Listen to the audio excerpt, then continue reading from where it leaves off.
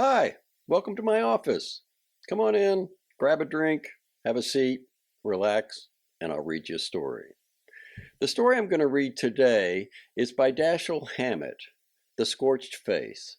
It was published in 1925 in the Black Mask magazine and is narrated from the perspective of the Continental Op.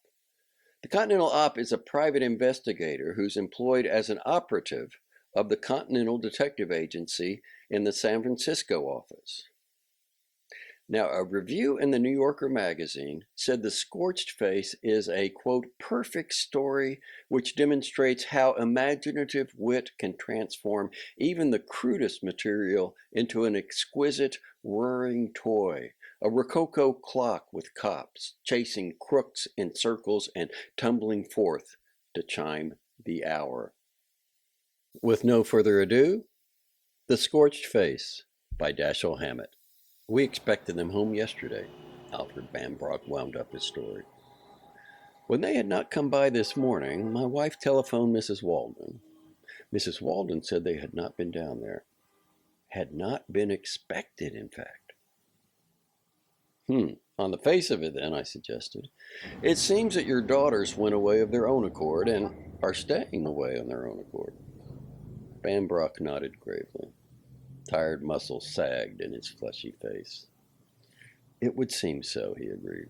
That's why I came to your agency for help instead of going to the police. Have they ever disappeared before? No. If you read the papers and magazines, you've no doubt seen hints that the younger generation is given to irregularity. My daughters came and went pretty much as they pleased, but though I can't say I ever knew what they were up to, we always knew where they were in a general way. Can you think of any reason for their going away like this? He shook his weary head. Any recent quarrels? I probed. No, and he changed it to yes, although I didn't attach any importance to it and wouldn't even have recalled it if you hadn't jogged my memory. It was Thursday evening, the evening before they went away. And what was it about? Money, of course. We never disagreed over anything else. I gave each of my daughters an adequate allowance, perhaps a very liberal one, nor did I keep them strictly within it. There were very few months in which they didn't exceed it. Thursday evening, they asked for an amount of money even more than usual, in excess of what two girls should need. I wouldn't give it to them, though I finally did give them a somewhat smaller amount. We didn't exactly quarrel, not in the strict sense of the word, but there was a certain lack of friendliness between us. And it was after this disagreement that they said they were going down to Mrs. Walden's in Monterey for the weekend? Possibly. I'm not sure of that point. I don't think I heard of it until the next morning, but they may have told my wife before that. I shall ask her if you wish. And you know of no other possible reason for their running away? None. I can't think that our dispute over money, by no means an unusual one, had anything to do with it. What does their mother think? Well, their mother is dead, Bambrock corrected me. My wife is their stepmother. She's only 2 years older than my older daughter. She is as much at sea as I. Now, did your daughters and their stepmothers get along all right together? Yes, excellently. If there was a division in the family, I usually found them standing together against me. Your daughters left Friday afternoon? At noon or a few minutes after, they were going to drive down. The car, of course, is still missing. Naturally. Well, what was it? A locomobile with a special cabriolet body. Black. Can you give me the license and engine numbers? I think so. He turned in his chair to the big roll-top desk that hid a quarter of one office wall, fumbled with papers in a compartment, and read the numbers over his shoulder to me. I put them on the back of an envelope. I'm going to have this car put on the police department list of stolen machines, I told him. It can be done without mentioning your daughters. The police bulletin might find the car for us. That would help us find your daughters. Very well, he agreed. if it can be done without disagreeable publicity. As I told you at first, I don't want any more advertising than is absolutely necessary, unless it becomes likely that harm has come to the girls. I nodded understanding and got up. I want to go out and talk to your wife, I said. Is she home now? Yes, I think so. I'll phone her and tell her you are coming. In a big limestone fortress on top a hill and sea cliff, looking down on an ocean and bay, I had my talk with Mrs. Bambrock. She was a tall, dark girl of not more than 22 years, inclined to plumpness. She couldn't tell me anything her husband hadn't at least mentioned, but she could give me finer details. I got descriptions of the girls. Myra, 20 years old, 5 feet 8 inches, 150 pounds, athletic, brisk, almost masculine manner and carriage, bobbed brown hair, brown eyes, medium complexion, square face with large chin and short nose, scar over left ear concealed by hair, fond of horses and all outdoor sports. When she left the house, she wore a blue and green wool dress, a small blue hat, short black seal coat, and black slippers. Ruth, 18 years, 5 feet 4 inches, 105 pounds, brown eyes, brown bobbed hair, medium complexion, small oval face, quiet, timid, inclined to lean on her more forceful sister. When last seen, she had worn a tobacco brown coat trimmed with brown fur over a gray silk dress and a wide brown hat. I got 2 photographs of each girl and an additional snapshot of Myra standing in front of the cabriolet. I got a list of the things they had taken with them, such things as would naturally be taken on a weekend visit. What I valued most of what I got was a list of their friends, relatives, and other acquaintances, so far as Mrs. Bambrock's knew them. Did they mention Mrs. Walden's invitation before their quarrel with Mr. Bambrock? I asked, when I had my list stowed away. I don't think so, Mrs. Bambrock said thoughtfully. I didn't connect the two things at all. They didn't really quarrel with their father, you know. It wasn't harsh enough to be called a quarrel. Oh, did you see them when they left? Assuredly. They left at about 12:30 Friday afternoon. They kissed me as usual when they went, and there was certainly nothing in their manner to suggest anything out of the ordinary. But you've no idea at all where they might have gone. None. Can't even make a guess? I can't. You know, among the names and dresses I gave you are some friends and relatives of the girls in other cities. They may have gone to one of those. You think we should? I'll take care of that, I promised. Could you pick out 1 or 2 of them as the most likely places for the girls to have gone? She wouldn't try it. No, she said positively, I could not. From this interview, I went back to the agency and put the agency machinery in motion, arranging to have operatives from some of the Continental's other branches call on the out-of-town names on my list. Having the missing locomobile put on the police department list, turning 1 photograph of each girl over to a photographer to be copied. That done, I set out to talk to the persons on the list Mrs. Bambrock had given me. My first call was on Constance Deely in an apartment building on Post Street.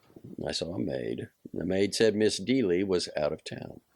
She wouldn't tell me where her mistress was or when she would be back. From there, I went up on Van Ness Avenue and found a Wayne Ferris in an automobile sales room. A sleek-haired young man whose very nice manners and clothes completely hid anything else. Brains, for instance, he might have had. He was very willing to help me, and he knew nothing. It took him a long time to tell me so. Nice boy. Another blank. Mrs. Scott is in Honolulu. In a real estate office on Montgomery Street, I found my next one. Another sleek, stylish, smooth-haired young man with nice manners and nice clothes. His name was Raymond Elwood. I would have thought him a no more distant relative of Ferris than cousin if I hadn't known that the world, especially the dancing, teeing world, was full of their sort. I learned nothing from him. Then I drew some more blanks. Out of town, shopping, I don't know where you can find him. I found one more of the Bambrock's girlfriends before I called it a day. Her name was Mrs. Stewart Carell. She lived in Presidio Terrace, not far from the Bambrocks. She was a small woman, or girl, of about Mrs. Bambrock's age. A little fluffy blonde person with wide eyes of that particular blue which always looks honest and candid, no matter what's going on behind it. Well, I haven't seen either Ruth or Myra for 2 weeks or more, she said in answer to my question. At that time, the last time you saw them, did either say anything about going away? No. Her eyes were wide and frank. A little muscle twitched in her upper lip. And you've no idea where they might have gone? No. Her fingers were rolling her lace handkerchief into a little ball. Have you heard from them since you last saw them? No. She moistened her mouth before she said it. Will you give me the names and addresses of all the people you know who were also known by the Bambrock girls? Why? Is there? There's a chance that some of them may have seen them more recently than you, I explained, or may even have seen them since Friday. Without enthusiasm, she gave me a dozen names. All were already on my list. Twice she hesitated, as if about to speak a name she did not want to speak. Her eyes stayed on mine, wide and honest.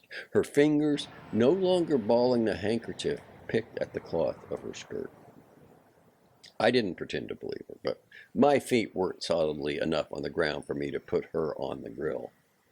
I gave her a promise before I left, one that she could get a threat out of if she liked. Thanks very much, I said. I know it's hard to remember things exactly. If I run across anything that will help your memory, I'll be back to let you know about it. Well, yes, do, she said. Walking away from the house, I turned my head to look back just before I passed out of sight. A curtain swung into place at a second-floor window. The street lights weren't bright enough for me to be sure the curtain had swung in front of a blonde head. My watch told me it was 9:30, too late to line up any more of the girls' friends. I went home, wrote my report for the day, and turned in thinking more about Mrs. Carell than about the girls. She seemed worth an investigation. Some telegraphic reports were in when I got to the office the next morning. None was of any value. Investigation of the names and addresses in other cities had revealed nothing. An investigation into Monterey had established reasonably, which is about as well as anything is ever established in the detecting business, that the girls had not been there recently, that the locomobile had not been there. The early editions of the afternoon papers were on the street when I went out to get some breakfast before taking up the grind where I had dropped it the previous night. I bought a paper to prop behind my grapefruit.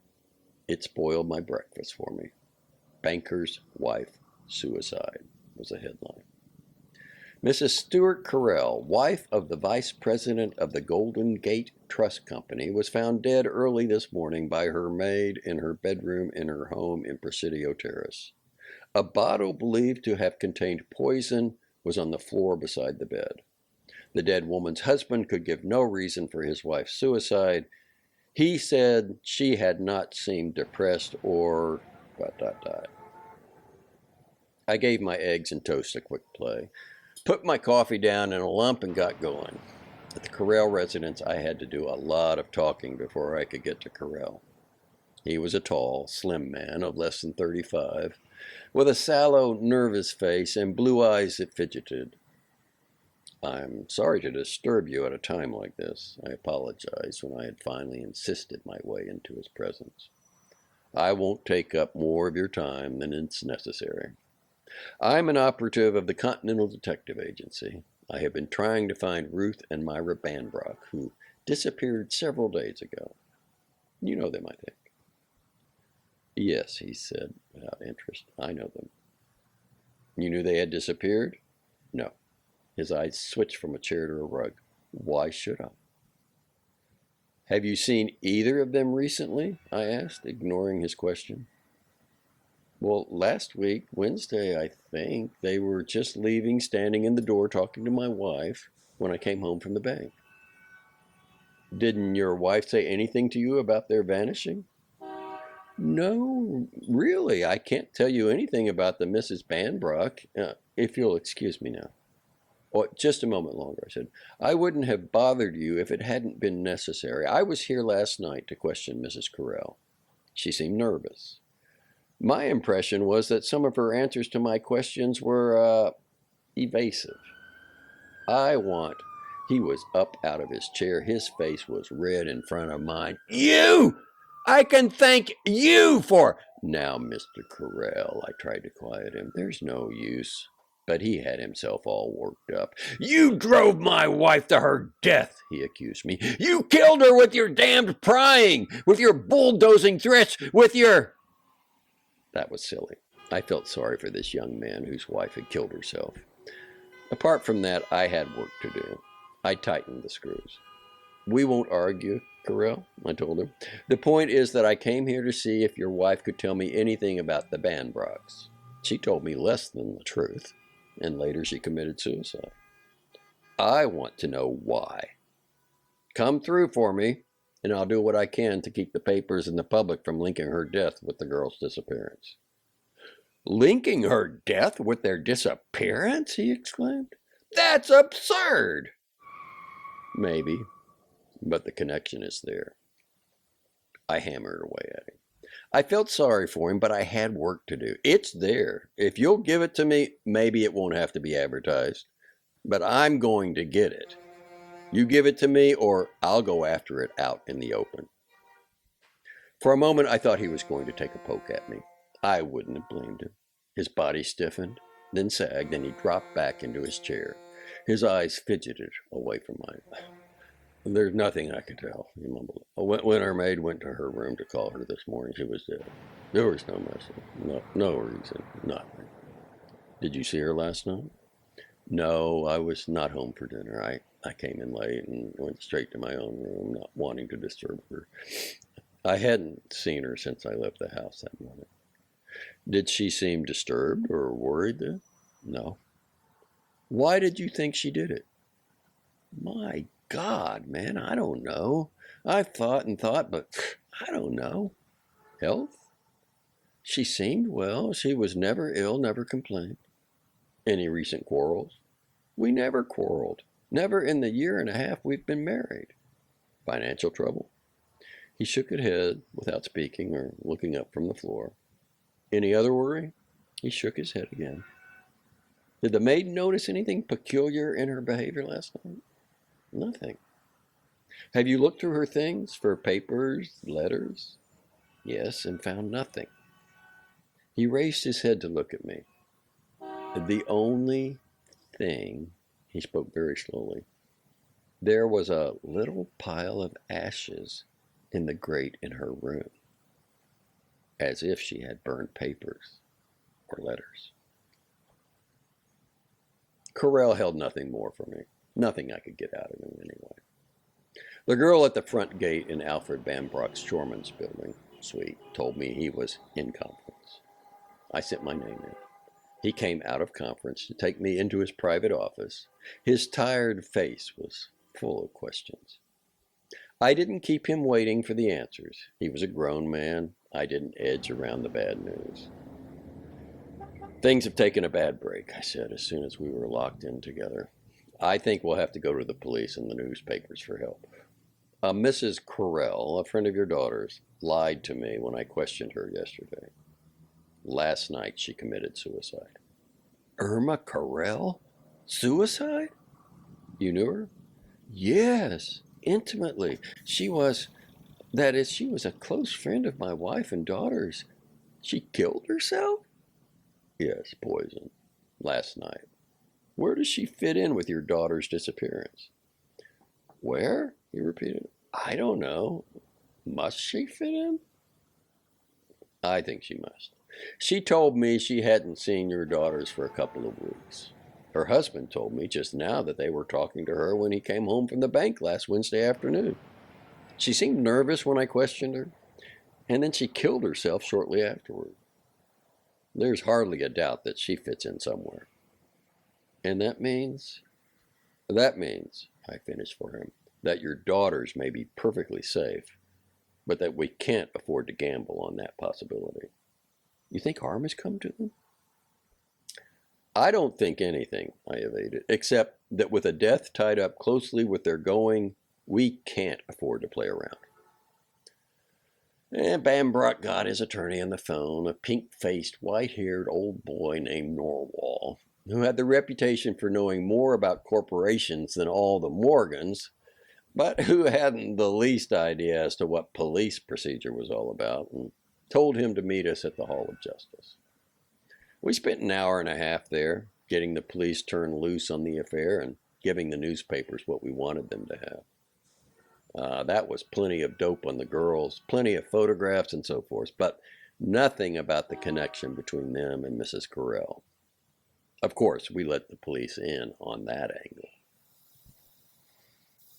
After Bambrock and his attorney had gone away together, I went back to the detectives' assembly room to chew over the job with Pat Reddy, the police sleuth assigned to it. Pat was the youngest member of the detective bureau, a big, blond Irishman who went in for the spectacular in his own lazy way. A couple of years ago, he was a new copper, pounding his feet in harness on a hillside beat. One night, he tagged an automobile that was parked in front of a fire plug. The owner came out just then and gave him an argument.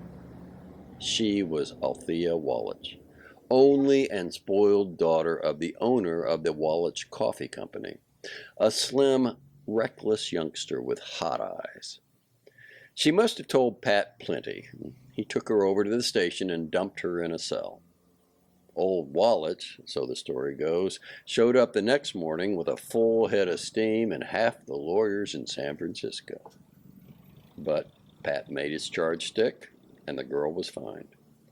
Old Wallach did everything but take a punch at Pat in the corridor afterward, and Pat grinned his sleepy grin at the coffee importer and drawled, "You better lay off me or I'll stop drinking your coffee."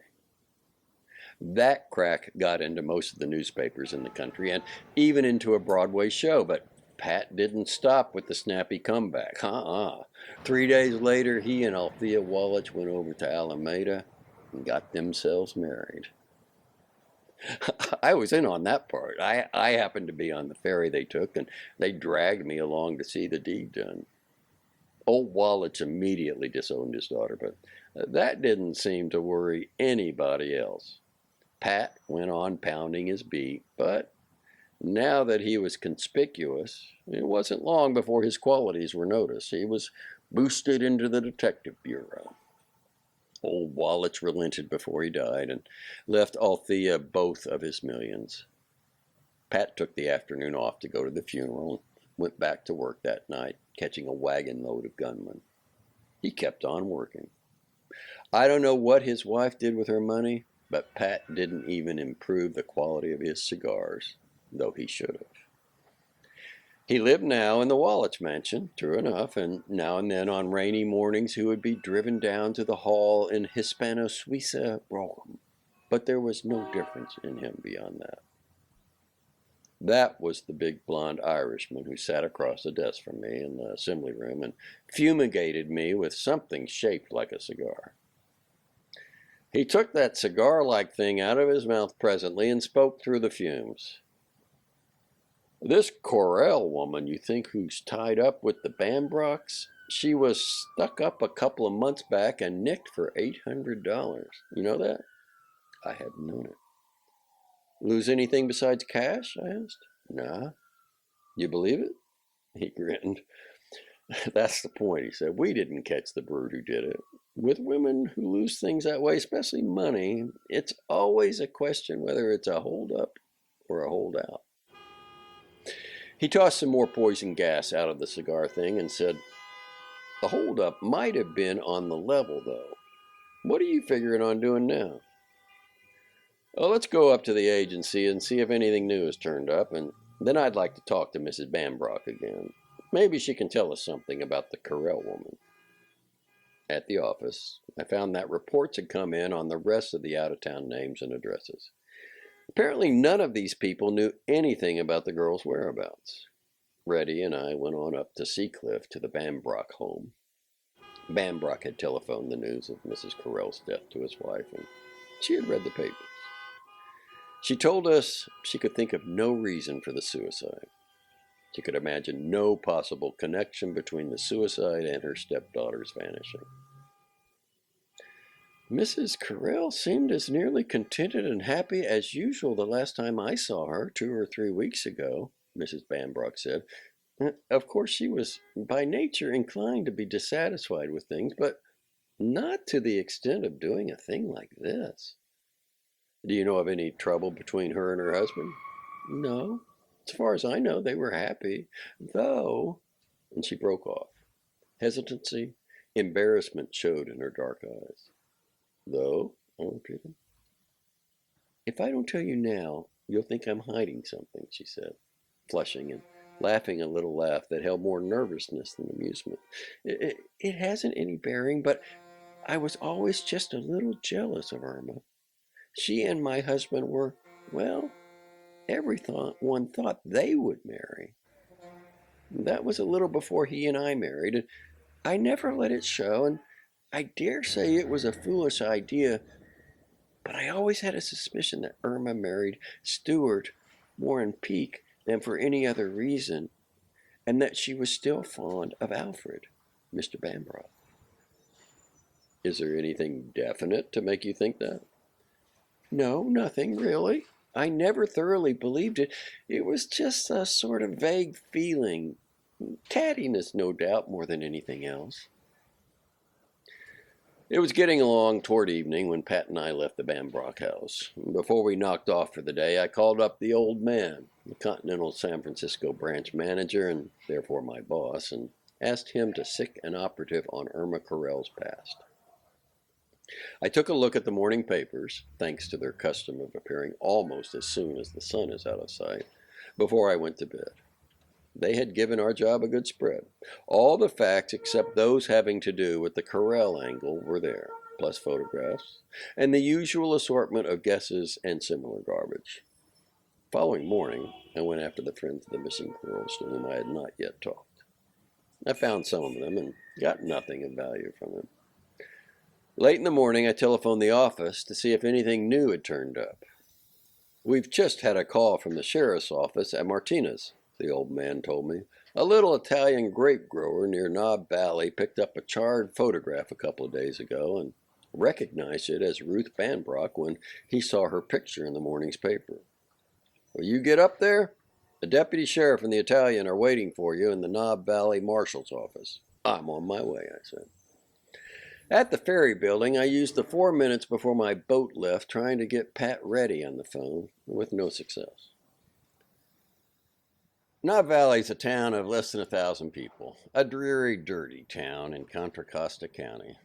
A San Francisco, Sacramento local set me down there while the afternoon was still young. I knew the marshal slightly, Tom Orth.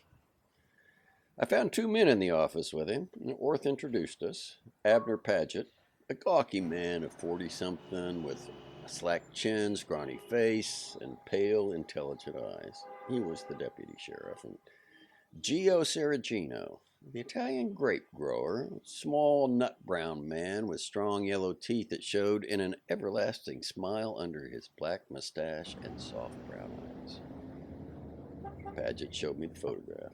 A scorched piece of earth the size of a $50. Apparently all that had not been burned of the original picture. It was Ruth Bambrock's face. There was little room for doubting that. She had a peculiarly excited, almost drunken look, and her eyes were larger than the other pictures of her I had seen, but it was her face. He says he found it day 4 yesterday, Paget explained dryly, nodding at the Italian. The wind blew it against his foot when he was walking up a piece of road near his place, and he picked it up and stuck it in his pocket, he says, for no special reason, I guess, except maybe the guineas like pictures. He paused to regard the Italian meditatively. The Italian nodded his head in vigorous affirmation. Anyways, the deputy sheriff went on, he was in town this morning and seen the pictures in the paper from Frisco, so he come in here and told Tom about it, and Tom and me decided the best thing was to phone your agency since the paper said you was the one that was working on it. I looked at the Italian. Paget, reading my mind, explained.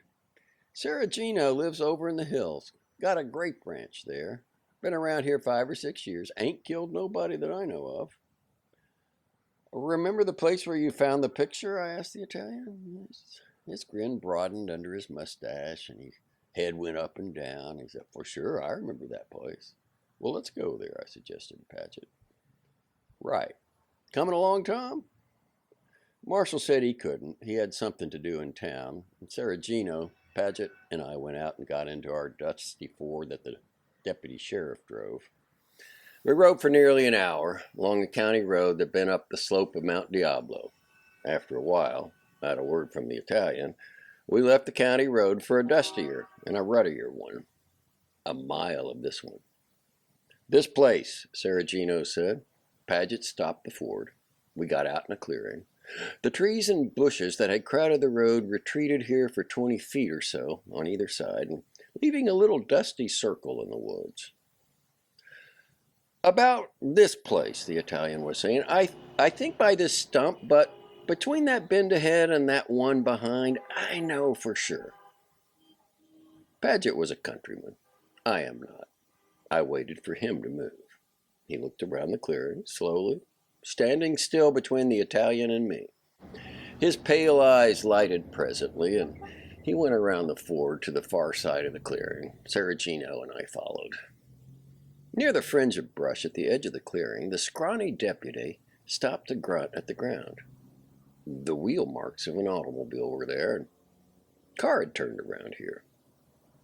Paget went on into the woods, and the Italian kept close to his heels, and I brought up the rear. Paget was following some sort of track. I couldn't see it, either because he and the Italian blotted it out ahead of me, or because I'm a Shine Indian. We went back quite a way. Paget stopped. The Italian stopped. Paget said, uh-huh, as if he had found an expected thing. The Italian said something with the name of God in it, and I trampled a bush, coming beside them to see what they saw. I saw it. At the base of a tree, on her side, her knees drawn up close to her body, a girl was dead. She wasn't nice to see. Birds had been at her. A tobacco brown coat was half on, half off her shoulders. I knew she was Ruth Bambrock before I turned her over to look at the side of her face the ground had saved from the birds. Saragino stood watching me while I examined the girl. His face was mournful in a calm way. The deputy sheriff paid little attention to the body. He was off in the brush, moving around, looking at the ground. He came back as I finished my examination. Shot, I told him.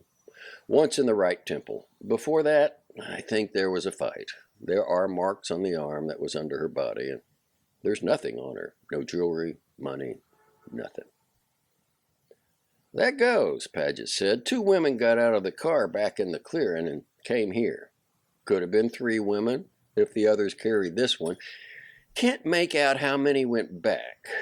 One of them was larger than this one. There was a scuffle here. Find the gun? No, I said. Neither did I. It went away in the car then. That's what's left of a fire over there. He ducked his head to the left. Paper and rags burnt. Not enough left to do us any good.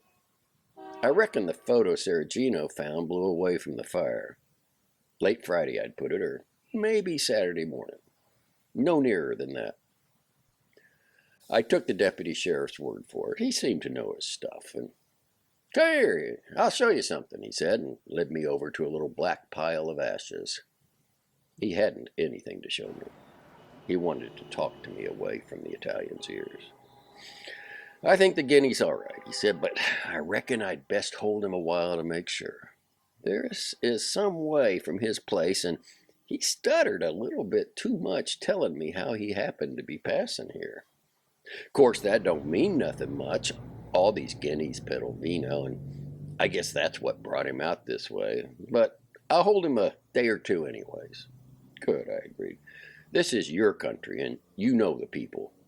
Can you visit around and see what you can pick up? Whether anybody saw anything, saw a locomobile cabriolet, or anything else. You can get more than I could. I'll do that, he promised. All right, then I'll go back to San Francisco now. I suppose you'll want to camp here with the body? Yeah, you drive the Ford back to Knob Valley and tell Tom what's what, and he'll come or send out, and I'll keep the guinea here with me. Waiting for the next westbound train out of Knob Valley, I got the office on the telephone. The old man was out. I told my story to one of the office men and asked him to get the news to the old man as soon as he could. Everybody was in the office when I got back to San Francisco. Alfred Bambrock, his face a pink gray that was deader than solid gray could have been. His pink and white old lawyer, Pat Reddy, sprawled on his spine with his feet on another chair. The old man, with his gentle eyes behind gold spectacles and his mild smile, hiding the fact that 50 years of sleuthing had left him without any feelings at all on any subject. Whitey Clayton used to say the old man could spit icicles in August. Nobody said anything when I came in. I said my say as briefly as possible. Then the other woman, the woman who killed Ruth, was? Bambrock didn't finish his question. Nobody answered it. We don't know what happened, I said after a while. Your daughter and someone we don't know may have gone there. Your daughter may have been dead before she was taken there. She may have. But Myra? Bambrock was pulling at his collar with a finger inside. Where is Myra? I couldn't answer that, nor could any of the others. You are going up to Knob Valley now? I asked him. Yes, at once. You will come with me? I wasn't sorry that I could not. No, there are things to be done here. I'll give you a note to the marshal. I want you to look carefully at the piece of your daughter's photograph the Italian found, to see if you remember it. Bambrock and the lawyer left. Reddy lit one of his awful cigars. We found the car, the old man said. Where? In Sacramento. It was left in a garage there, either late Friday night or early Saturday. Foley has gone up to investigate it, and Reddy has uncovered a new angle. Pat nodded through his smoke. A hock shop dealer came in this morning, Pat said, and told us that Myra Bambrock and another girl came to his joint last week and hocked a lot of stuff. They gave him phony names, but he swears one of them was Myra. He recognized her picture as soon as he saw it in the paper. Her companion wasn't Ruth. It was a little blonde. Mrs. Correll? Uh-huh. The shark can't swear to that, but I think that's the answer. Some of the jewelry was Myra's, some Ruth's, and some we don't know. I mean, we can't prove it belonged to Mrs. Correll, though we will. When did all this happen? They soaked the stuff Monday before they went away. Have you seen Correll? Uh-huh, Pat said. I did a lot of talking to him, but the answers weren't worth much. He says he don't know whether any of her jewelry is gone or not and doesn't care. It was hers, he says, and she could do anything she wanted with it. He was kind of disagreeable. I got along a little better with one of the maids. She says some of Mrs. Correll's pretties disappeared last week. Mrs. Correll said she had lent them to a friend, and I'm going to show the stuff the hock shop has to the maid tomorrow to see if she can identify it. She didn't know anything else except that Mrs. Correll was out of the picture for a while on Friday, the day the Bambrock girls went away. What do you mean, out of the picture? I asked. She went out late in the morning and didn't show up until somewhere around 3 the next morning. She and Correll had a row over it, but she couldn't tell him where she had been. I liked that. It could mean something. And, Pat went on, Correll has just remembered that his wife had an uncle who went crazy in Pittsburgh in 1902, and that she had a morbid fear of going crazy herself, and that she had often said she would kill herself if she thought she was going crazy. Wasn't it nice of him to remember those things at last, to account for her death? It was, I agreed, but it doesn't get us anywhere. It doesn't even prove that he knows anything. Now, my guess is, what the hell with your guess, Pat said, getting up and pushing his hat in place. Your guesses all sound like a lot of static to me. I'm going home, eat my dinner, read my Bible, and go to bed. I suppose he did. Anyway, he left us. We all might as well have spent the next 3 days in bed for all the profit that came out of our running around. No place we visited, nobody we questioned added to our knowledge. We were in a blind alley. We learned that the locomobile was left in Sacramento by Myra Bambrock and not by anyone else, but we didn't learn where she went afterward. We learned that some of the jewelry in the pawn shop was Mrs. Carell's. The locomobile was brought back from Sacramento. Mrs. Carell was buried. Ruth Bambrock was buried. The newspapers found other mysteries. Reddy and I dug, and all we brought up was dirt. The following Monday brought me close to the end of my rope. There seemed nothing more to do but sit back and hope that the circulars with which we had plastered North America would bring results. Reddy had already been called off and put to running out fresher trails, and I hung on because Bambrock wanted me to keep at it so long as there was the shadow of anything to keep at. But by Monday, I had worked myself out. Before going to Bambrock's office to tell him I was licked, I dropped in at the Hall of Justice to hold a wake over the job with Pat Reddy. He was crouched over his desk, writing a report on some other job. "Hello," he greeted me, pushing his report away and smearing it with ashes from his cigar. "How do the Bambrock doings?" "They don't," I admitted. "It doesn't seem possible, with the stack up what it is, that we should have to come to a dead stop. It's there for us, if we can find it. The need of money before both the Bambrock and the Carell calamities, Mrs. Carell's suicide after I had questioned her about the girls, her burning things before she died, and the burning of things immediately before or after Ruth Bambrock's death. Maybe the trouble is," Pat suggested, "that you're not such a good sleuth." Maybe. We smoked in silence for a minute or two after that insult. "You understand," Pat said presently. "There doesn't have to be any connection between the Bambrock death and the disappearance and the Carell death." "Maybe not. But there has to be a connection between the Bambrock death and the Bambrock disappearance." There was a connection in a pawn shop between the Bambrock and Carell actions before these things. If there is that connection, then... I broke off, all full of ideas. "What's the matter?" Pat asked. "Swallow your gum?" "Listen," I let myself get almost enthusiastic. "We've got what happened to 3 women hooked up together. If we could tie up some more in the same string... I want the names and addresses of all the women and girls in San Francisco who have committed suicide, been murdered, or have disappeared within the past year." "You think this is a wholesale deal?"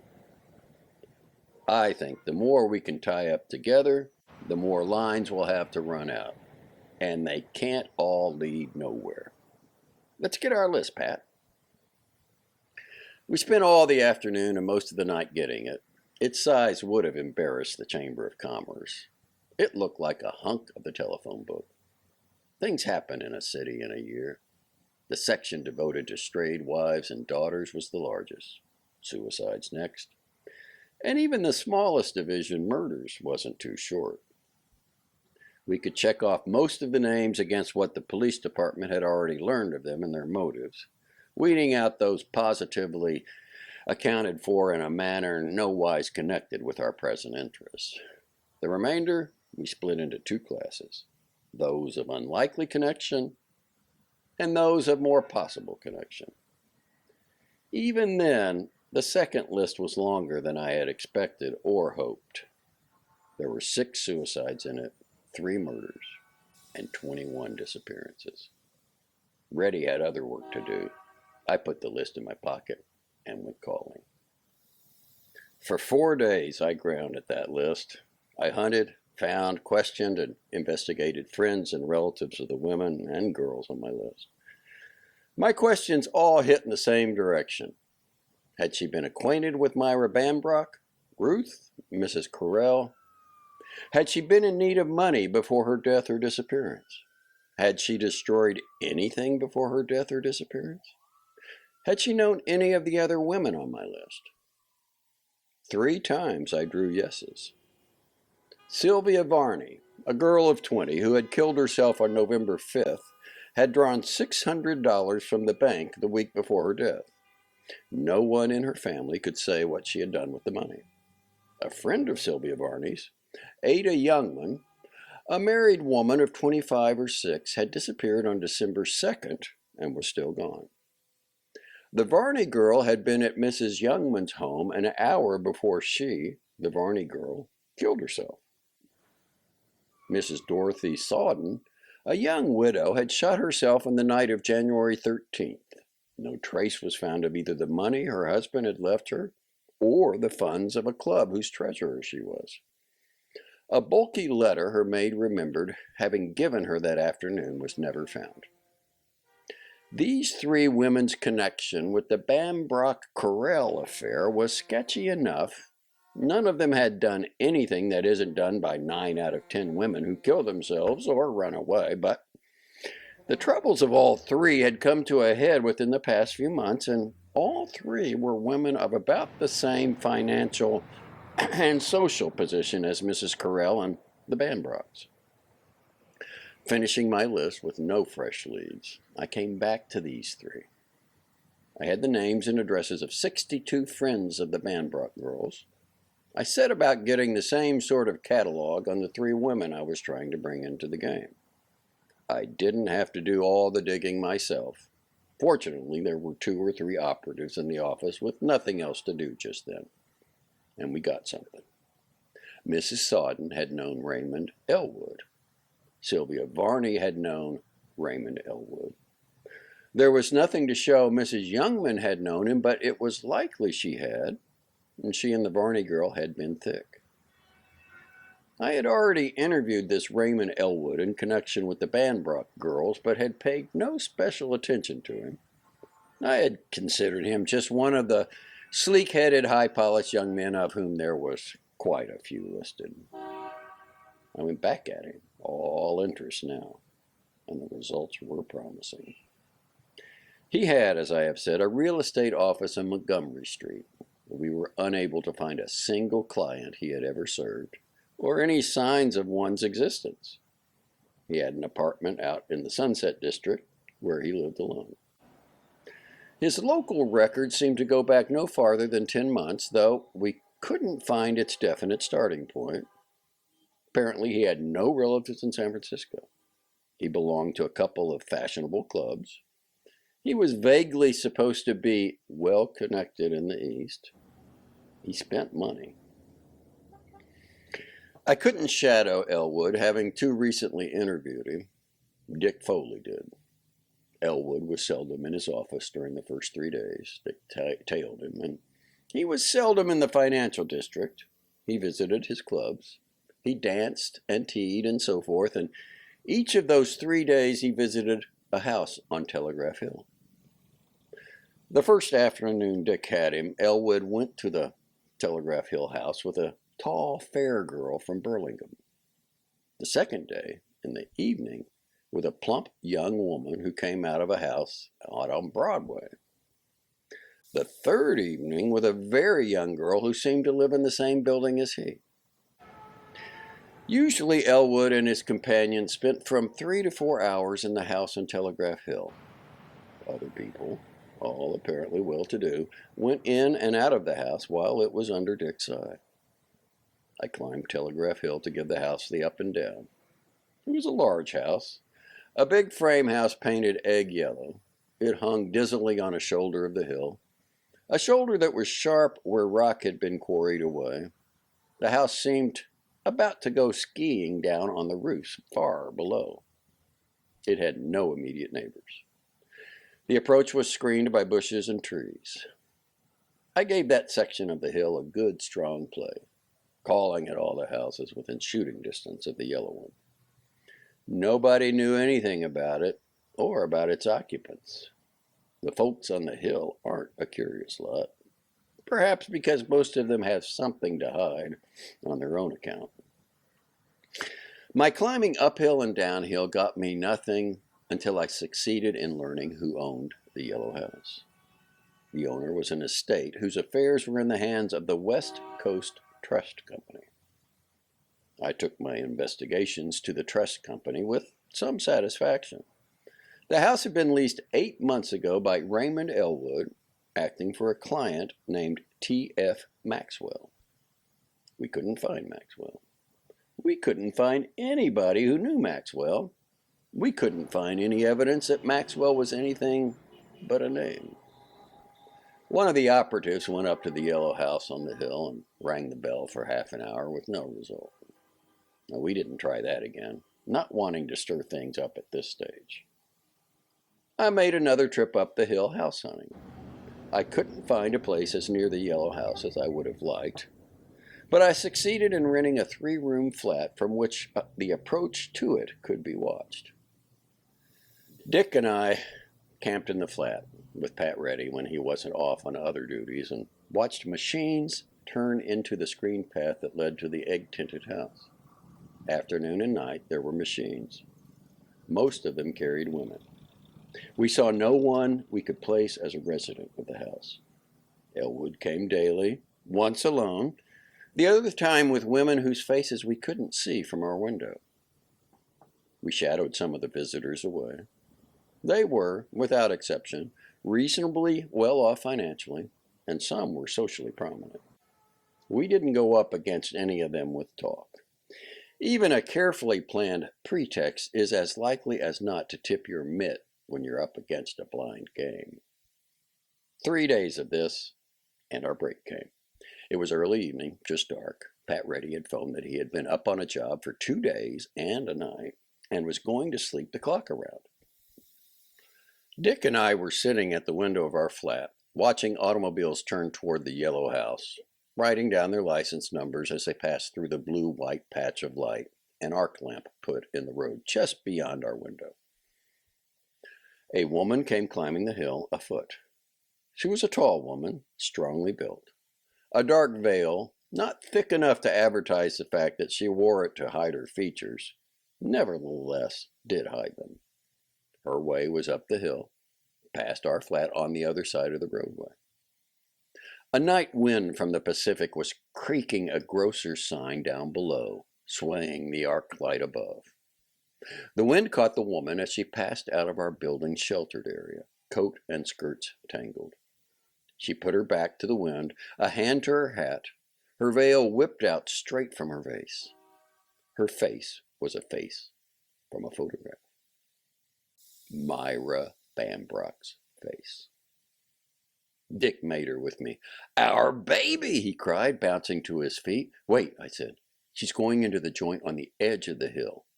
Let her go. We'll go after her when she's inside. That's our excuse for frisking the joint." I went into the next room, where our telephone was, and called Pat Reddy's number. "She didn't go in," Dick called from the window. "She went past the path." "After her," I ordered. "There's no sense to that. What's the matter with her?" I felt sort of indignant about it. "She's got to go in. Tail her. I'll find you after I get Pat." Dick went. Pat's wife answered the telephone. I told her who I was, and, "Will you shake Pat out of the covers and send him up here? He knows where I am. Tell him I want him in a hurry." "I will," she promised. "I'll have him there in 10 minutes, whatever it is." Outdoors, I went up the road, hunting for Dick and Myra Bambrock. Neither was in sight. Passing the bushes that masked the yellow house, I went on, circling down a stony path to the left. No sign of either. I turned back in time to see Dick going into our flat, and I followed.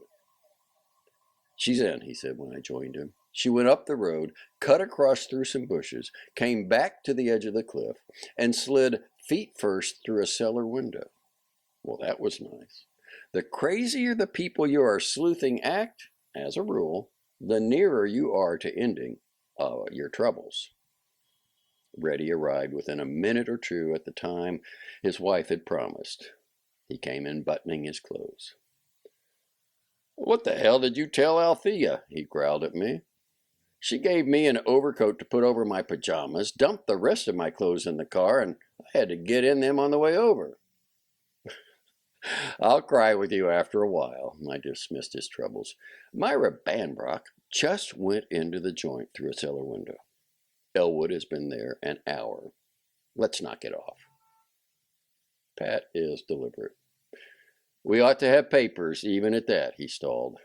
"Sure," I agreed, "but you can get them fixed up afterward. That's what you're here for. Contra Costa County wants her, maybe to try her for murder. That's all the excuse we need to get into the joint. We go there for her. If we happen to run into anything else, well and good." Pat finished buttoning his vest.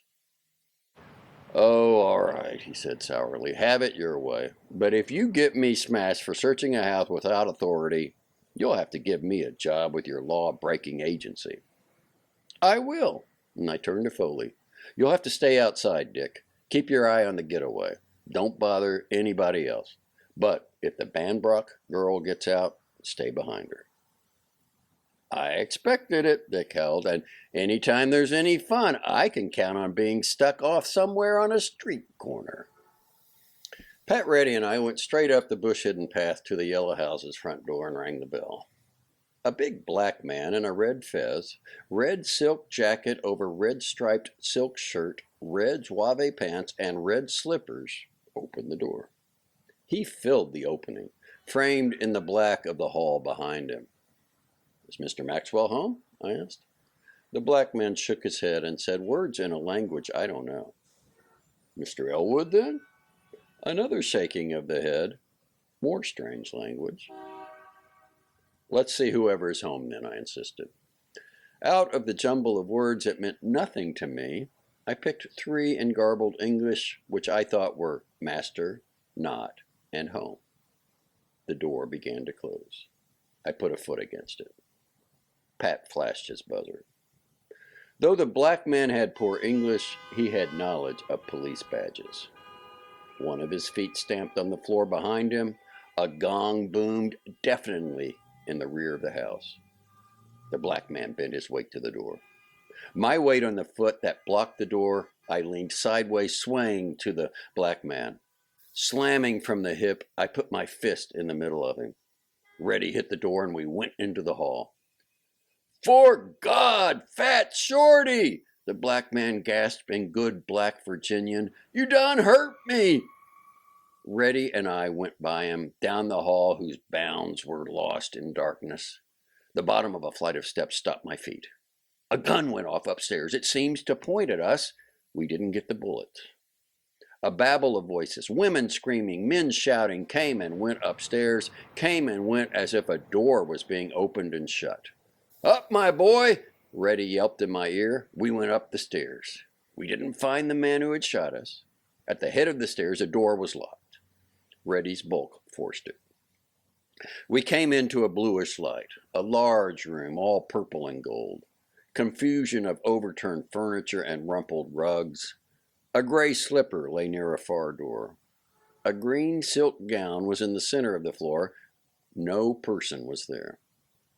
I raced Pat to the curtained door beyond the slipper. The door was not locked. Reddy yanked it wide. A room with three girls and a man crouching in a corner, fear in their faces. Neither of them was Myra Bambrock or Raymond Elwood or anyone we knew. Our glances went away from them after the first quick look. The open door across the room grabbed our attention. The door gave to a small room. The room was chaos. A small room, packed and tangled with bodies. Live bodies, seething, writhing. The room was a funnel into which men and women had been poured. They boiled noisily toward the one small window that was the funnel's outlet. Men and women, youths and girls, screaming, struggling, squirming, fighting. Some had no clothes.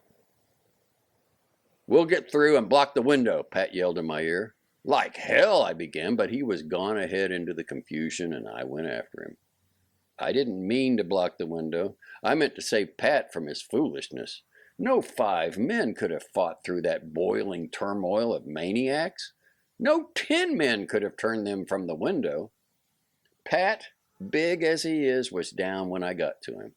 A half-dressed girl, a child, was driving at his face with sharp high heels. Hands, feet were tearing him apart. I cleared him with a play of gun barrel on shins and wrists, dragged him back. "Myra's not there," I yelled into his ear as I helped him up. "Elwood's not there." I wasn't sure, but I hadn't seen them, and I doubted that they would be in this mess. These savages, boiling against the window with no attention for us, whoever they were, weren't insiders. They were the mob, and the principals shouldn't be among them. "We'll try the other rooms," I yelled again. "We don't want these." Pat rubbed the back of his hand across his torn face and laughed. "It's a cinch. I don't want any more of them," he said, and we went back to the head of the stairs the way we had come. We saw no one. The man and girls who had been in the next room were gone. At the head of the stairs we paused. There was no noise behind us except the now fainter babble of the lunatics fighting for their exit. A door shut sharply downstairs. A body came out of nowhere, hit my back, flattened me to the landing. The feel of silk was on my cheek. A brawny hand was fumbling at my throat. I bent my wrist until my gun, upside down, lay against my cheek. Praying for my ear, I squeezed. My cheek took fire. My head was a roaring thing about to burst. The silk slid away. Pat hauled me upright. We started down the stairs. Swish! A thing came past my face, stirring my bared hair. 1,000 pieces of glass, china, plaster exploded upward at my feet. I tilted head and gun together. A black man's red silk arms were still spread over the balustrade above. I sent him 2 bullets. Pat sent him 2. The black man teetered over the rail. He came down on us, arms outflung, a dead man's swan dive. We scurried down the stairs from under him. He shook the house when he landed, but we weren't watching him then. The smooth, sleek head of Raymond Elwood took our attention. In the light from above, it showed for a furtive split second around the newel post at the foot of the stairs. Showed and vanished. Pat Reddy, closer to the rail than I, went over it in a one-hand vault down into the blackness below. I made the foot of the stairs in 2 jumps, jerked myself around with a hand on the newel, and plunged into the suddenly noisy dark of the hall. A wall I couldn't see hit me. Careening off the opposite wall, I spun into a room whose curtained grayness was the light of day after the hall. Pat Reddy stood with one hand on a chair back, holding his belly with the other. His face was mouse-colored under its blood. His eyes were glass agonies. He had the look of a man who had been kicked. The grin he tried failed. He nodded toward the rear of the house, and I went back. In a little passageway, I found Raymond Elwood. He was sobbing and pulling frantically at a locked door. His face was the hard white of utter terror. I measured the distance between us. He turned as I jumped. I put everything I had in the downswing of my gun barrel. A ton of meat and bone crashed into my back. I went over against the wall, breathless, giddy, sick. Red silk arms that ended in brown hands locked around me. I wondered if there was a whole regiment of these gaudy black men, or if I was colliding with the same one over and over. This one didn't let me do much thinking. He was big, he was strong, he didn't mean any good. My gun arm was flat at my side, straight down. I tried a shot at one of the black man's feet, missed, tried again. He moved his feet. I wriggled around, half facing him. Elwood piled on my other side. The black man bent me backward, folding my spine on itself like an accordion. I fought to hold my knees stiff. Too much weight was hanging on me. My knees sagged, my body curved back.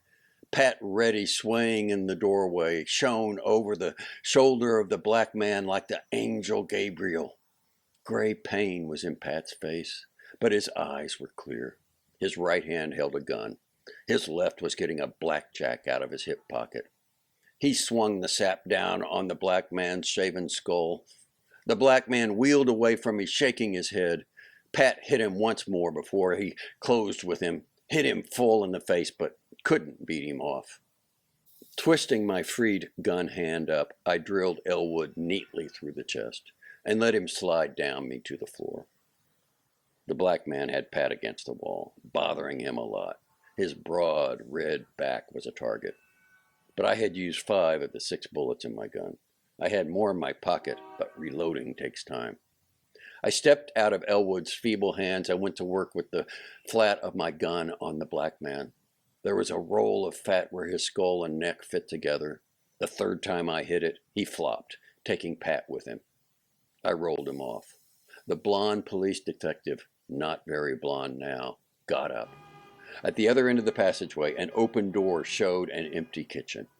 Pat and I went to the door that Elwood had been playing with. It was a solid piece of carpentry and neatly fastened. Yoking ourselves together, we began to beat the door with our combined 370 or 80 pounds. It shook, but held. We hit it again. Wood we couldn't see tore. Again. The door popped away from us. We went through down a flight of steps, rolling, snowballing down until a cement floor stopped us. Pat came back to life first. "You're a hell of an acrobat," he said. "Get off my neck." I stood up. He stood up. We seemed to be dividing the evening between falling on the floor and getting up from the floor. A light switch was at my shoulder. I turned it on. If I looked anything like Pat, we were a fine pair of nightmares. He was all raw meat and dirt, with not enough clothes left to hide much of either. I didn't like his looks, so I looked around the basement in which we stood. To the rear was a furnace, coal bins, and a woodpile.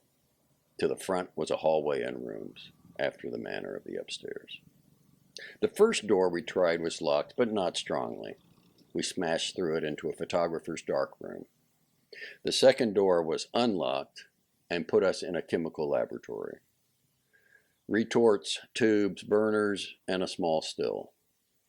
There was a little round iron stove in the middle of the room. No one was there. We went out into the hallway and to the third door, not so cheerfully. This cellar looked like a bloomer. We were wasting our time here when we should have stayed upstairs. I tried the door. It was firm beyond trembling. We smacked it with our weight together experimentally. It didn't shake. Wait. Pat went to the woodpile in the rear and came back with an axe. He swung the axe against the door, flaking out a hunk of wood. Silvery points of light sparkled in the hole. The other side of the door was an iron or steel plate. Pat put the axe down and leaned on the helve. "You write the next prescription," he said. I didn't have anything to suggest except, "I'll camp here. You beat it upstairs and see if any of your coppers have shown up. This is a God-forsaken hole, but somebody may have sent in an alarm. See if you can find another way into this room, a window maybe, or manpower enough to get us in through this door." Pat turned toward the steps. A sound stopped him. The clicking of bolts on the other side of the iron-lined door. A jump put Pat on one side of the frame. A step put me on the other. Slowly the door moved in. Too slowly. I kicked it open. Pat and I went into the room on top of my kick. His shoulder hit the woman. I managed to catch her before she fell. Pat took her gun. I steadied her back on her feet. Her face was a pale, blank square. She was Myra Bambrock, but she now had none of the masculinity that had been in her photographs and description. Steadying her with one arm, which also served to block her arms, I looked around the room. A small cube of a room whose walls were brown painted metal. On the floor lay a queer little dead man. A little man in tight-fitting black velvet and silk. Black velvet blouse and breeches, black silk stockings and skullcap, black patent leather pumps. His face was small and old and bony, but smooth as stone, without a line or a wrinkle. A hole was in his blouse, where it fit high under his chin. The hole bled very slowly. The floor around him showed it had been bleeding faster a little while ago. Beyond him, a safe was open. Papers were on the floor in front of it, as if the safe had been tilted to spill them out. The girl moved against my arm. You killed him? I asked. Yes. Too faint to have been heard a yard away. Why? She shook her short brown hair out of her eyes with a tired jerk of her head. Does it make any difference? She asked. I did kill him. It might make a difference, I told her, taking my arm away and going over to shut the door. People talk more freely in a room with a closed door. I happen to be in your father's employ. Mr. Reddy is a police detective. Of course, neither of us can smash any laws, but if you'll tell us what's what, maybe we can help you. My father's employ? She questioned. Yes. When you and your sister disappeared, he engaged me to find you. We found your sister, and life came into her face and eyes and voice. I didn't kill Ruth, she cried. The papers lied. I didn't kill her. I didn't know she had the revolver. I didn't know it. We were going away to hide from everything. We stopped in the woods to burn those things. That's the first time I knew she had the receiver. We had talked about suicide at first, but I had persuaded her. Thought I had persuaded her not to. I tried to take the revolver away from her, but I couldn't. She shot herself while I was trying to get away. I tried to stop her. I didn't kill her. This was getting somewhere. And then I encouraged her. And then I went to Sacramento and left the car there and came back to San Francisco. Ruth told me she had written Raymond Elwood a letter. She told me that before I persuaded her not to kill herself the first time. I tried to get the letter from Raymond. She had written him she was going to kill herself. I tried to get the letter, but Raymond said he had given it to Hador. So I came here this evening to get it, and I just found it when there was a lot of noise upstairs, and then Hador came in and found me, and he bolted the door, and I shot him with the revolver that was in the safe. I shot him when he turned around before he could say anything. It had to be that way, or I couldn't. You mean you shot him without being threatened or attacked by him? Pat asked. Yes, I was afraid of him, afraid to let him speak. I hated him. I couldn't help it. It had to be that way. If he had talked, I couldn't have shot him. He wouldn't have let me. Who was this Hador? I asked. She looked away from Pat and me at the walls, at the ceiling, at the queer little dead man on the floor. He was a... She cleared her throat and started again, staring down at her feet. Raymond Elwood brought us here the first time. We thought it was funny, but Hador was a devil. He told you things and you believed them. You couldn't help it. He told you everything and you believed it. Perhaps we were drugged. There was always a warm bluish wine. It must have been drugged. We couldn't have done those things if it hadn't. Nobody would. He called himself a priest of Alzoa. He taught a freeing of the spirit from the flesh by... Her voice broke huskily. She shuddered.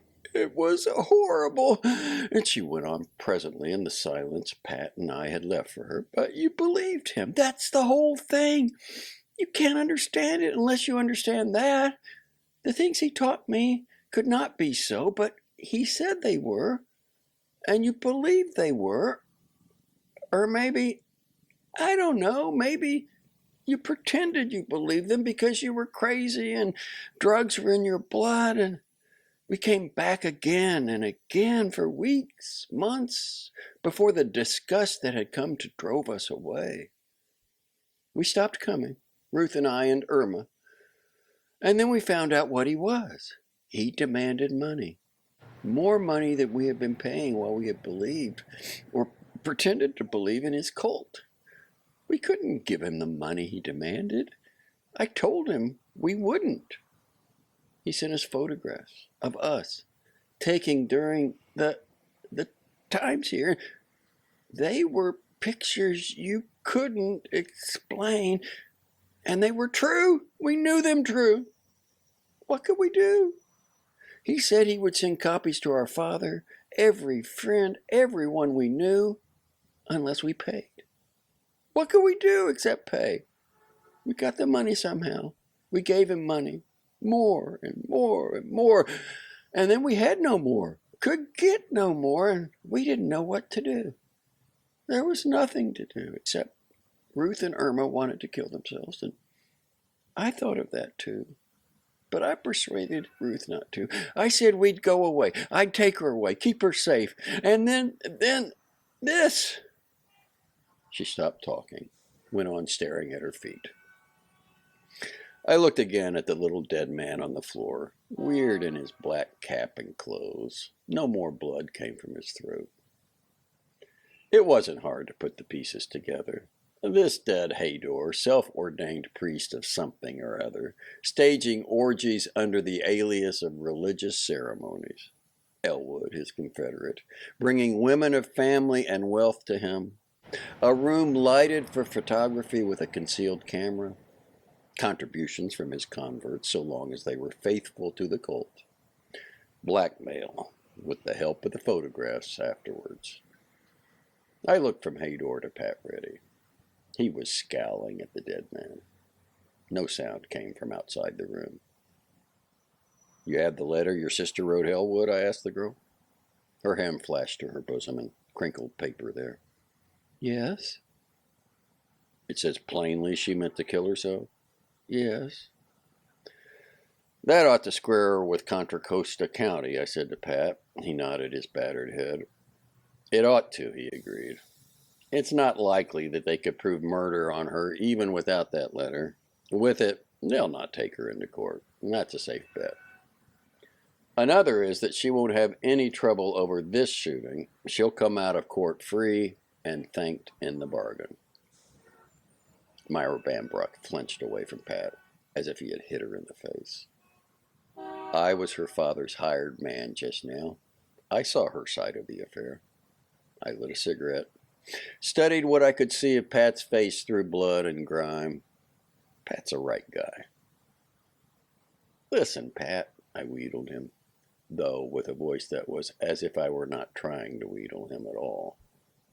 Miss Bambrock can go into court and come out free and thanked, as you say, but to do it, she's got to use everything she knows. She's got to have all the evidence there is. She's got to use all those photographs Hador took, or all we can find of them. Some of those pictures have sent women to suicide, Pat.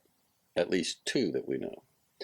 If Miss Bambrock goes into court, we've got to make the photographs of God knows how many other women public property. We've got to advertise things that will put Miss Bambrock, and you can't say how many other women and girls, in a position that at least 2 women have killed themselves to escape. Pat scowled at me, rubbed his dirty chin with a dirtier thumb. I took a deep breath and made my play. Pat, you and I came here to question Raymond Elwood, having traced him here. Maybe we suspected him of being tied up with the mob that knocked over the St. Louis bank last month. Maybe we suspected him of handling the stuff that was taken from the mail cars in that stick-up near Denver week before last. Anyway, we were after him, knowing that he had a lot of money that came from nowhere and a real estate office that did no real estate business. We came here to question him in connection with one of those jobs I've mentioned. We were jumped by a couple of the shines upstairs when we found we were sleuths. The rest of it grew out of that. This religious cult business was just something we ran into and didn't interest us especially. So far as we knew, all these folks jumped us, though, through friendship for the man we were trying to question. Hador was one of them, and tussling with you, you shot him with his own gun, which, of course, is the one Miss Bambrock found in the safe. Reddy didn't seem to like my suggestion at all. The eyes with which he regarded me were decidedly sour. "You're goofy," he accused me. "What'll that get anybody? That won't keep Miss Bambrock out of it. She's here, isn't she? And the rest of it will come out like thread off a spool." "But Miss Bambrock wasn't here," I explained. "Maybe the upstairs is full of coppers by now, maybe not. Anyway, you're going to take Miss Bambrock out of here and turn her over to Dick Foley, who will take her home. She's got nothing to do with this party. Tomorrow, she and her father's lawyer and I will all go up to Martinez and make a deal with the prosecuting attorney of Contra Costa County. We'll show him how Ruth killed herself. If somebody happens to connect the Elwood who I hope is dead upstairs with the Elwood who knew the girls and Miss Carell, what of it? If we keep out of court, as we'll do by convincing the Contra Costa people that they can't possibly convict her of her sister's murder, we'll keep out of the newspapers and out of trouble." Pat hung fire, thumb still to chin. "Remember," I urged him, "it's not only Miss Bambrock we're doing this for. It's a couple of dead ones and a flock of live ones who certainly got mixed up with Hador of their own accords, but who don't stop being human beings on that account." Pat shook his head stubbornly. "I'm sorry," I told the girl with faked hopelessness. "I've done all I can. But it's a lot to ask of Reddy. I don't know that I blame him for being afraid to take a chance on—" Pat is Irish. "Don't be so damn quick to fly off," he snapped at me, cutting short my hypocrisy. "But why do I have to be the one that shot this Hador? Why not you?" I had him. "Because," I explained, "you're a bull and I'm not.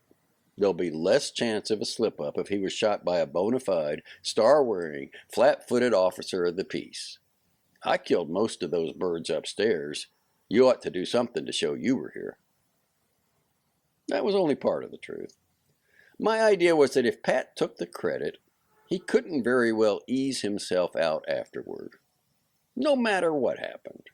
Pat's a right guy, and I trust him anywhere, but you can trust a man just as easily if you have him sewed up. Pat grumbled and shook his head, but "I'm ruining myself, I don't doubt," he growled, "but I'll do it this once, just this once." "Atta boy." I went over to pick up the girl's hat from the corner in which it lay. "I'll wait here until you come back from turning her over to Dick." I gave the girl her hat and orders together. "You go to your home with the man Reddy turns you over to. Stay there until I come, which will be as soon as I can make it. Don't tell anybody anything except that I told you to keep quiet. That includes your father. Tell him I told you not to tell him even where you saw me. Got it?" "Yes, and Gratitude is nice to think about afterward, but it takes time when there's work to be done. Get going, Pat." They went. As soon as I was alone with the dead man, I stepped over him and knelt in front of the safe, pushing letters and papers away, hunting for photographs. None was in sight. One compartment on the safe was locked. I frisked the corpse. No key. The locked compartment wasn't very strong, but neither am I the best safe burglar in the West. It took me a while to get into it, and what I wanted wasn't there. A thick sheaf of negatives. A stack of prints, 100 of them. I started to run through them, hunting for the Bambrock's girls' pictures, and I wanted to have them pocketed before Pat came back. I didn't know how much further he would let me go. Luck was against me, and the time I had wasted getting into the compartment, he was back before I got past the 6th print in the stack. Those 6 had been pretty bad. Well, that's done, Pat growled at me as he came into the room. Dick's got her. Elwood is dead, and so is the only one of the black men I saw upstairs. Everybody else seems to have beat it. No bulls have shown, so I put in a call for a wagon full. I stood up, holding the sheaf of negatives in one hand, the prints in the other. What's all that? He asked. I went after him again. Photographs. You've just done me a big favor, Pat, and I'm not hoggish enough to ask another. But I'm going to put something in front of you, Pat. I'll give you the lay, and you can name it. These, and I waved the pictures at him, are Haydor's meal tickets, the photos he was either collecting on or planning to collect on. They're photographs of people, Pat, mostly women and girls, and some of them are pretty rotten. If tomorrow's papers say that a flock of photos were found in this house after the fireworks, there's going to be a fat suicide list in the next day's papers and a fatter list of disappearances. If the papers say nothing about the photos, the lists may be a little smaller, but not much. Some of the people whose pictures are here know they are here. They will expect the police to come hunting for them. We know this much about the photographs. 2 women have killed themselves to get away from them. This is an armful of stuff that can dynamite a lot of people, Pat, and a lot of families, no matter which of those 2 ways the papers read. But suppose, Pat, the papers say that just before you shot Haydor, he succeeded in burning a lot of pictures and papers, burning them beyond recognition. Isn't it likely then that there won't be any suicides? That some of the disappearances of recent months may clear themselves up? There she is, Pat. You name it. Looking back, it seems to me I had come a lot nearer being eloquent than ever before in my life. But Pat didn't applaud. He cursed me. He cursed me thoroughly, bitterly, and with an amount of feeling that told me I had won another point in my little game. He called me more things than I ever listened to before from a man who was built of meat and bone and who therefore could be smacked. When he was through, we carried the papers and photographs and a small book of addresses we found in the safe into the next room and fed them to the little round iron stove there. The last of them was ash before we heard the police overhead. That's absolutely all, Pat declared when we got up from our work. Don't ever ask me to do anything else for you if you live to be 1,000. That's absolutely all, I echoed. I like Pat. He's a right guy. The 6th photograph in the stack had been of his wife, the coffee importer's reckless, hot-eyed